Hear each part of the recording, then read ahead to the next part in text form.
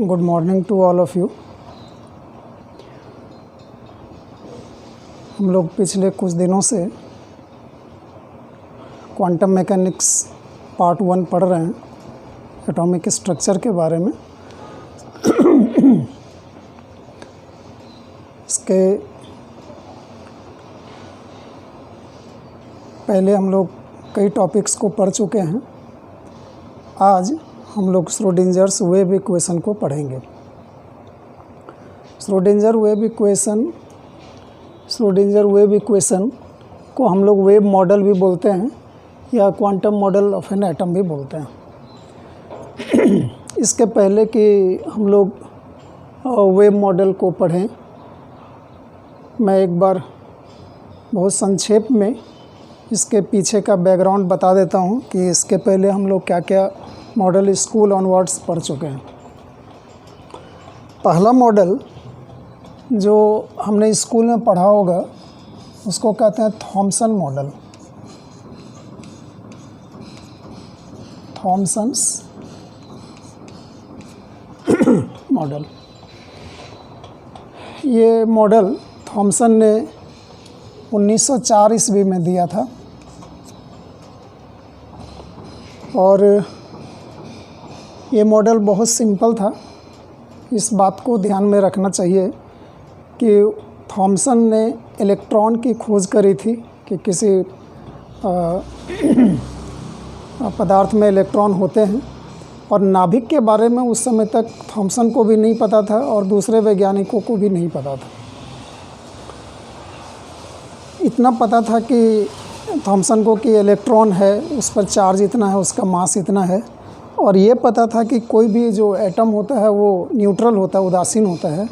तो जस्ट उसने ये सोचा कि अगर इलेक्ट्रॉन पर माइनस चार्ज है तो कुछ ना कुछ चीज़ होगा जिसमें पॉजिटिव चार्ज होगा। वो क्या चीज़ होगी इसके बारे में थॉमसन को पता नहीं था। उसने जो अपना एक मॉडल दिया, जो उसने कल्पना की कि परमाणु या एटम ऐसा होता होगा, उसको हम प्लम पुडिंग मॉडल भी कहते हैं। बहुत सरल शब्दों में अगर तुम उसको समझना चाहो तो तरबूज को हम सब ने देखा है। तरबूज को जब मान लो कि तुम आधा काटते हो तो क्या दिखता है? पूरे तरबूज में लाल लाल गूदा दिखता है, और उसमें जहाँ तहाँ तरबूज के बीज रहते हैं अंदर में। तो थॉमसन ने भी यही सोचा। ये मान लो कि हमारा तरबूज आधा काट दिए हैं, तो ये पूरा लाल गूदा है।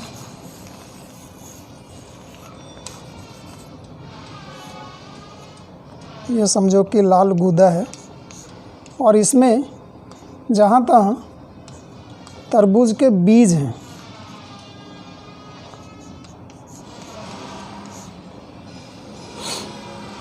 थॉमसन ने यही कहा कि ये जितने बीज हैं सब इलेक्ट्रॉन्स हैं, सब पर माइनस चार्ज है, ये सभी माइनस चार्ज हैं। तो उसी को थॉमसन ने कहा कि ये इलेक्ट्रॉन है जो माइनस चार्ज है, और ये जो पूरा गूदा है वो पॉजिटिवली चार्ज्ड है। ये जो गूदा है ये पॉजिटिवली चार्ज्ड है। इस मॉडल को थॉमसन ने 1904 में दिया, पर ये मॉडल जल्दी ही आउटडेटेड हो गया क्योंकि उसका बहुत सारी चीज़ों के आविष्कार हुए। और दूसरा मॉडल जो हम लोग पढ़ते हैं वो है Rutherford model. Rutherford's model. Rutherford ने अपना मॉडल दिया 1911 ईस्वी में। तुम सब ने पढ़ा होगा, 11th में पढ़ा होगा। अब तो ये बहुत बेसिक 8वीं 9वीं के बुक में भी आ गया है कि रदरफोर्ड ने एक एक्सपेरिमेंट किया था। उसको हम लोग गोल्ड फॉयल एक्सपेरिमेंट कहते हैं, स्वर्ण पत्ती एक्सपेरिमेंट कहते हैं। उनके डिटेल में हम लोग नहीं जाएंगे, पर उसका रिज़ल्ट ये था कि रदरफोर्ड ने ये कहा कि परमाणु में एक नाभिक होता है, जिस नाभिक में उस परमाणु के मैक्सिमम जो भार होते हैं, वेट होता है, वो यहीं मास जो होता है वो यहीं कॉन्सेंट्रेट होता है और इस पर पॉजिटिव चार्ज होता है। इसको वो न्यूक्लियस नाम दिया या नाभिक जिसको कहेंगे। और रदरफोर्ड ने ये कहा कि उसके चारों तरफ वृत्ताकार कक्ष में, सर्कुलर पाथ में, वृत्ताकार रास्ते में, सर्कुलर पाथ में इलेक्ट्रॉन घूमेगा।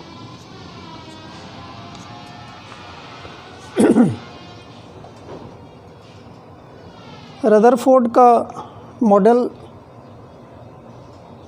इस मायने में थोड़ा सक्सेसफुल था कि उसने इस बात को कहा कि जितना मास होगा वो एक जगह सेंटर्ड रहेगा, इलेक्ट्रॉन सर्कुलर पाथ में घूमेगा और इनके बीच की दूरी क्या होगी, इनके बीच का जो स्पेस है वो वैक्यूम होगा, वहाँ कुछ भी नहीं होगा। एक्सपेरिमेंटल रिजल्ट से ये मैच किया, इसलिए लोगों ने इसको मान लिया। पर जल्दी ही रदरफोर्ड का मॉडल भी अमान्य कर दिया गया, क्योंकि फिज़िक्स में एक थ्योरी है, तुम पढ़े होगे, इलेक्ट्रोडायनामिक थ्योरी कहते हैं, और उसमें कहता है कि कोई भी चार्ज्ड पार्टिकल अगर घूमेगा, कोई भी चार्ज्ड पार्टिकल अगर घूमेगा, जैसे मान लो ये इलेक्ट्रॉन है, तो ये अगर घूम रहा है तो घूमने के दौरान वो एनर्जी को लॉस करेगा, और अगर एनर्जी को वो लॉस करता है तो जाहिर है कि वो उतने बड़े एरिया में वो नहीं घूम पाएगा। मान लो इतना बड़ा सर्किल में उसको घूमने के लिए जितना एनर्जी चाहिए, तो एक बार घूम गया तो एनर्जी कम हो जाएगी तो उसका घूमने का रास्ता भी छोटा हो जाएगा। फिर घूमेगा, फिर एनर्जी लॉस करेगा, रास्ता छोटा हो जाएगा, फिर रास्ता छोटा हो जाएगा और अंत में वो इलेक्ट्रॉन कहाँ ड्रॉप कर जाएगा, नाभिक में। अगर ऐसा होगा तो एटम की संरचना ही नष्ट हो जाएगी, पर क्योंकि ऐसा नहीं होता है इसलिए या तो इलेक्ट्रोडायनामिक थ्योरी गलत है, ये जो प्रिंसिपल है वो इलेक्ट्रोडायनामिक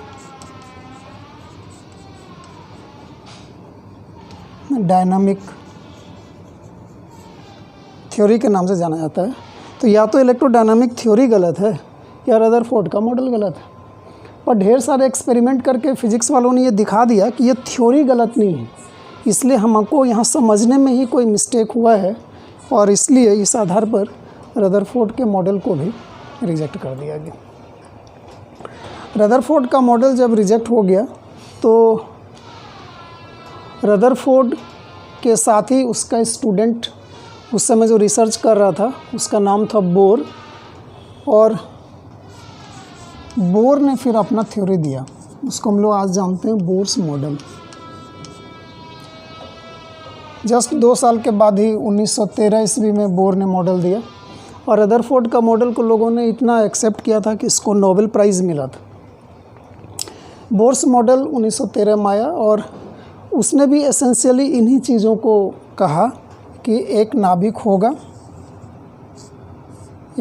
होगा और उसके चारों तरफ वृत्ताकार कक्ष में इलेक्ट्रॉन्स घूमेंगे। नाभिक में पॉजिटिव चार्ज होगा और उसके चारों तरफ इलेक्ट्रॉन्स वृत्ताकार रास्ते में घूमेंगे।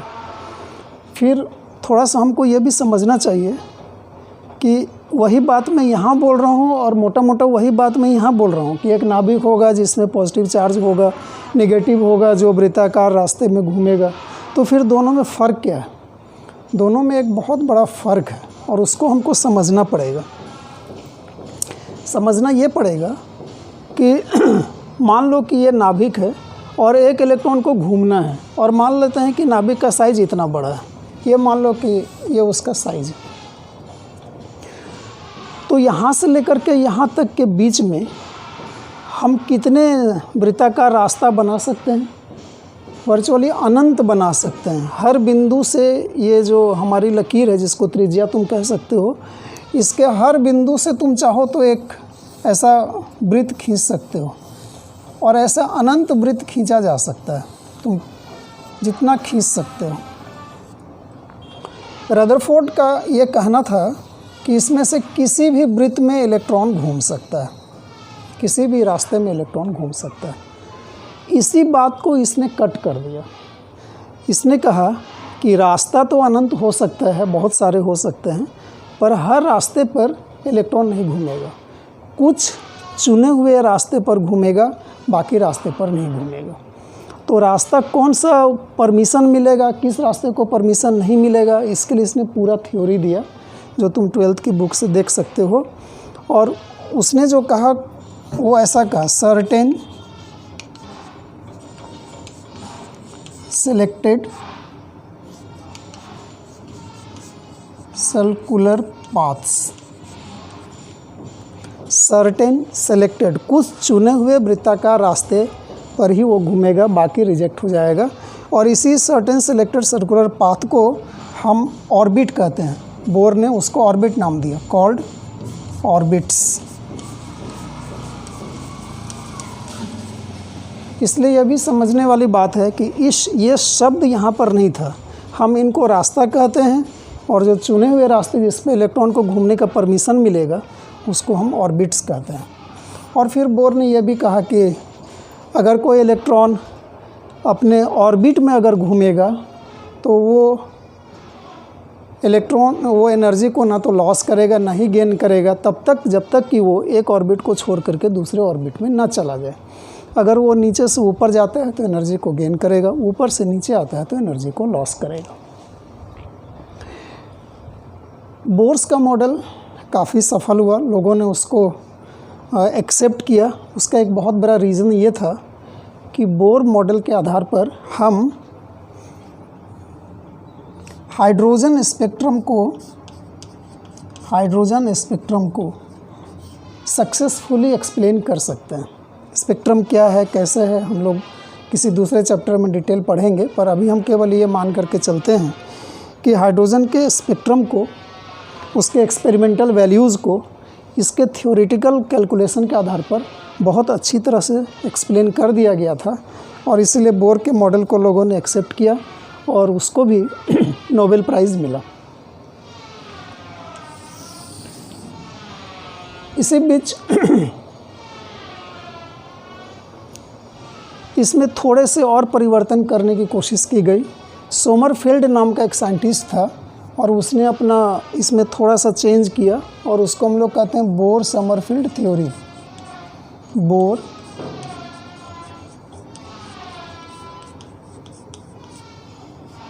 Sommerfeld model. एसेंशियली सारी चीज़ों को बोर का ही लिया गया था, पर उसने ये भी कहा कि सर्कुलर पाथ के अलावा, सर्कुलर ऑर्बिट के अलावा एलिप्टिकल ऑर्बिट भी रहता है। इलेक्ट्रॉन केवल सर्कुलर में नहीं घूमेगा, सर्कुलर तो है ही, पर इसके अलावा उसमें एलिप्टिकल पाथ भी रहता है।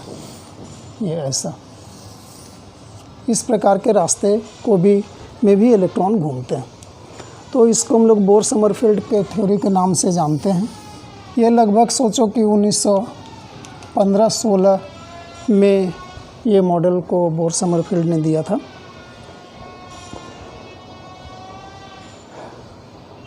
जब ये सारे मॉडल्स चल रहे थे उस समय तक वैज्ञानिकों को ये पता था कि ये जो हमारी प्रकृति है उसमें दो प्रकार की चीज़ें होती हैं। कुछ पार्टिकल्स होते हैं और कुछ एनर्जी के रूप होते हैं। जैसे जिन चीज़ों को हम देख रहे हैं, छू सकते हैं, महसूस कर सकते हैं, ये सारी चीज़ें वो पार्टिकल कण के रूप में है। और ऊर्जा का रूप, जैसे सूर्य से किरणें आती हैं, हम बातचीत करते हैं, sound energy, light energy, heat energy, और इस तरह के ढेर सारे एनर्जी के रूप होते हैं। क्लासिकल फिज़िक्स में पार्टिकल के लिए अलग इक्वेशन है और एनर्जी के लिए अलग इक्वेशन है, और दोनों दो अलग अलग साइड से चलते हैं, ब्रांच अपने आप में पढ़ाई होती है। लेकिन हम लोग पढ़ चुके हैं, तुम जानते हो कि डी ब्रॉगली ने जो अपना थ्योरी दिया, उस थ्योरी में उसने यही कहा कि जो भी कण है उसमें अगर वो मूव कर रहा है तो उसमें वेव का भी गुण होगा। एनर्जी को हम लोग वेव के रूप में मैनिफेस्ट करते हैं, उसमें वेव प्रॉपर्टी भी होगा। और इसके पहले आइंस्टीन और दूसरे अन्य वैज्ञानिकों द्वारा ये भी बता दिया गया था कि जो एनर्जी जो वेव फंक्शन होता है वेव के रूप में जो चलती है उसमें पार्टिकल नेचर भी होता है। हम इसी को कहते हैं टेक्निकली ड्यूअल नेचर। तो ड्यूअल नेचर ऑफ रेडिएशन और ड्यूअल नेचर ऑफ मैटर, दो शब्द हमारे पास आते हैं और वो है ड्यूअल नेचर ऑफ रेडिएशन और ड्यूअल नेचर ऑफ मैटर। इसके आधार पर ये बोला गया कि जो रेडिएशन है, जो एनर्जी का रूप है, उसमें कण के गुण भी होते हैं और इसमें ये कहा गया कि जो पदार्थ होते हैं, जो कण होते हैं, उसमें वेव का भी गुण होता है। तो वेव में कण भी है, कण में वेव भी है, मतलब द्वैत प्रकृति के नाम से हम इन चीज़ों को जानते हैं। अब जबकि द्वैत प्रकृति इस्टेब्लिश्ड हो गया तो इन सब के इक्वेशंस फिर चेंज हो गए। बोर ने जो अपना इक्वेशन बनाया था उसमें इस बात को मान लिया था कि इलेक्ट्रॉन कण होता है, माइनस चार्ज होता है और वो कण के रूप में होता है। तो सारा इक्वेशन इस बात को लेकर के किया गया था कि पार्टिकल। अब जबकि हम जानते हैं कि इसमें कण के साथ वेव भी है, तो हमको एक ऐसा इक्वेशन बनाना पड़ेगा जिस इक्वेशन में कण का भी गुण रहेगा, पार्टिकल का भी गुण रहेगा और वेव का भी गुण रहेगा। तो श्रोडिंजर ने यही मॉडल दिया। श्रोडिंजर का जो मॉडल है, या क्वांटम मॉडल या वेव मॉडल, श्रोडिंजर्स मॉडल,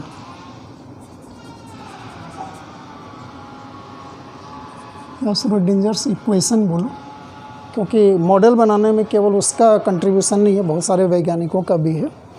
तो इसी को हम लोग वेव मॉडल भी कहते हैं।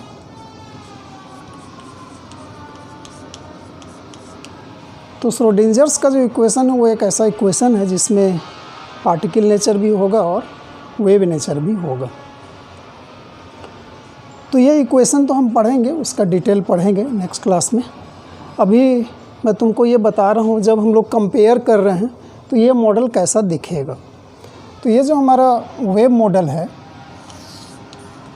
इसमें एक न्यूक्लियस है जिस पर पॉजिटिव चार्ज है, और इलेक्ट्रॉन वो कण के रूप में नहीं दिखता है, वो समझो कि इस प्रकार का बादल के रूप में दिखता है, ऐसा क्लाउड के रूप में।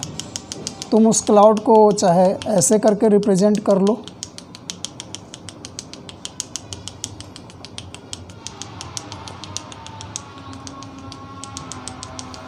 फैला हुआ है समझो, या फिर इसको इस प्रकार से भी सोच लो। तो ये जो मैं डॉट डॉट बता रहा हूँ ये डिफरेंट इलेक्ट्रॉन्स नहीं हैं। अगर हम हाइड्रोजन एटम को देखेंगे तो यहाँ एक नाभिक होगा और एक ही इलेक्ट्रॉन होगा, पर हर जगह वो होगा। उसको हम लोग प्रोबेबिलिटी के रूप में जानते हैं, मतलब उसको डिटेल डिस्कस करेंगे। पर एक इस प्रकार का दिखेगा कि एक नाभिक है और उसके चारों तरफ एक इलेक्ट्रॉन का बादल जैसा है, क्लाउड जैसा है। तो इस प्रकार के मॉडल को हम लोग क्या कहते हैं, वेव मॉडल या क्वांटम मैकेनिकल मॉडल और श्रोडिंजर्स वेव इक्वेशन।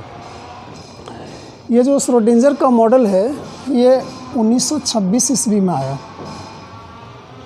हमको इसका डिटेल पढ़ना है। तो मैंने तुम्हें एक ये बताने की कोशिश की है कि 1904 ईस्वी से लेकर के 1926 ईस्वी के बीच में ये जो परमाणु की संरचना है इसका डिटेल इस प्रकार से डेवलपमेंट हुआ।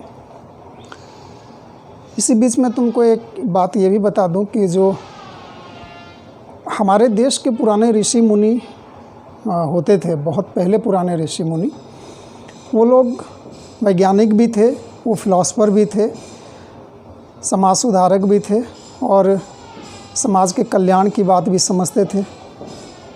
उन्हीं में एक वैज्ञानिक हुए कणाद करके, लगभग आज से 2600 वर्ष पहले। कणाद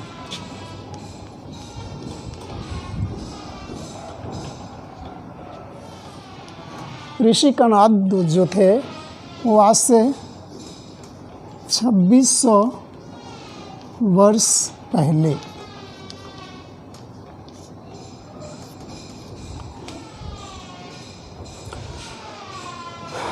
उन्होंने ये कहा था कि जो पदार्थ होते हैं उनका जो सबसे छोटा कण होता है उसको हम टुकड़ा टुकड़ा करते भी जाएंगे तब भी उसके प्रॉपर्टीज़ में परिवर्तन नहीं होता है, और जो सबसे सूक्ष्मतम कण होगा उसको उन्होंने अणु कहा था, जिसको आज हम परमाणु के रूप से जानते हैं। हम उनके दिए हुए शब्द को और आज के परमाणु को ऐसा अणु परमाणु ऐसा करके कंफ्यूज ना हो कि हम तो आज कहते हैं कि सबसे छोटा कण परमाणु होता है, उन्होंने तो ये कहा था कि सबसे छोटा कण अणु होता है। ये केवल नाम का और नोमेनक्लेचर का फ़र्क है। उनका भी कहना वही था जो आज हम कहते हैं। आज हम परमाणु किसको कहते हैं? पदार्थ का सबसे छोटा कण जिसमें पदार्थ के सारे गुण पाए जाते हैं, उनको हम लोग परमाणु कहते हैं। और उसी तरह से कणाद ने भी कहा था कि पदार्थ का सबसे छोटा कण जो है वो कण है और उसको हम लोग अणु कहेंगे। उन्होंने और भी कई चीज़ें कही थी कि जो सबसे छोटा कण है वो आपस में संयोग कर सकता है, दो छोटे कण आपस में संयोग कर सकते हैं, 3 कर सकते हैं। तुम जानते हो कि आज भी हम लोग उन्हीं चीज़ों को जानते हैं। जैसे मान लो कि तुम कहते हो ऑक्सीजन, तो तुमको पता है कि ऑक्सीजन का एक परमाणु, एक एटम ऑक्सीजन के दूसरे परमाणु से मिल कर के O2 बनाता है। तुम ये भी जानते हो कि ऑक्सीजन का 3 परमाणु अगर मिल जाएगा तो वो ओजोन बनाएगा। तो ये जो हमारा कॉन्सेप्ट है कि परमाणु आपस में मिल करके अणु बनाते हैं, और समान प्रकृति के परमाणु भी आपस में मिल सकते हैं और असमान प्रकृति के परमाणु आपस में मिल सकते हैं। जैसे मान लो कि सोडियम और क्लोरीन आपस में मिलेगा तो तुम जानते हो कि सोडियम क्लोराइड बनेगा। तो एसेंशियली इन चीज़ों को कणाद भी आज से 2600 साल पहले कह चुके थे। हमारी पुरानी जो ज्ञान है थाती है वो समय के अंतराल में कहीं न कहीं दब गई है, कहीं न कहीं विलुप्त भी हो गई है। पर हमें ये सोचना चाहिए कि हमारा भी ड्यूटी है कि हम उन पुराने ज्ञान की भी थोड़ी सी खोज करें। तो ये था हमारा मैंने एक छोटा सा बैकग्राउंड तुम्हें बताने की कोशिश की है कि श्रोडिंगर वेव इक्वेशन या श्रोडिंजर्स मॉडल या क्वांटम मॉडल जो भी नाम कह लो, वो कैसे करके डेवलप हुआ। अगले क्लास में हम लोग इस श्रोडिंगर इक्वेशन के बारे में मैथमेटिकली उसको डिराइव करेंगे और देखेंगे कि उसका मॉडल को हम कैसे करके एक्सप्लेन कर सकते हैं। तुम श्रोडिंगर वेव इक्वेशन को पढ़ने से पहले जो बेसिकली तैयारी कर लेना, वो थोड़ा सा कर लेना कि मैथमेटिकल इक्वेशन के बारे में थोड़ा सा मैं बताऊंगा। डिफरेंट फॉर्म के इक्वेशंस कैसे होते हैं, स्ट्रेट लाइन का समीकरण, सर्किल का समीकरण, एलिप्स का समीकरण, उसी तरह वेव का समीकरण, थोड़ा सा हम लोग उसकी चर्चा करेंगे। थोड़ा सा तुम डिफरेंशिएशन के बारे में समझ लेना, जो तुम बीएससी फर्स्ट ईयर में पढ़े होगे, स्कूल में भी पढ़े होगे, बहुत सिंपल तरीके से ये सब आएगा। थोड़ा सा डिफरेंशिएशन के बारे में भी पढ़ लेना। तो अगर इन चीज़ों को बेसिकली तुम थोड़ा सा याद रखोगे, रिवाइज कर लोगे, तो श्रोडिंगर वेव इक्वेशन समझने में मदद मिलेगी। रेस्ट बहुत इजी है, बहुत इंटरेस्टिंग है। हम लोग एक बहुत सुंदर चैप्टर को पढ़ रहे हैं और धीरे धीरे करके तुम इसकी गहराई और इसकी ब्यूटी को समझोगे और तुमको ये समझ में आएगा कि ये जो दुनिया हमको अपनी आँखों से दिखती है, यह एक दुनिया है और एक दुनिया वो भी है जो हमें आँखों से दिखती नहीं है। तो हम उसी दुनिया की सैर कर रहे हैं और मैं उम्मीद करता हूँ कि हम लोग इसको एंजॉय करेंगे। Thank you.